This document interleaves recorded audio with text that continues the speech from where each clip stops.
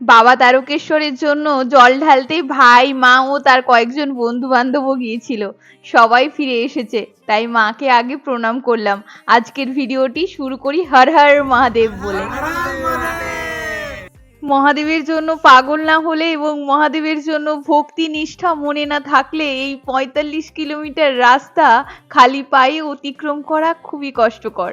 ভাইয়ের পাটা তো দেখালাম, তবে যখন আমরা মহাদেবের উপর সম্পূর্ণ বিশ্বাস এবং ভরসা রাখি, সমস্ত কিছুর দায়িত্ব ওনার ওপরই দেওয়া উচিত। সমস্ত কিছুর উপশম তো উনি নিজেই। তবে ক্ষুধার্ত অবস্থায় ওরা যখন খাবারগুলো খাচ্ছিল আমার দেখতে খুব তৃপ্তি লাগলো।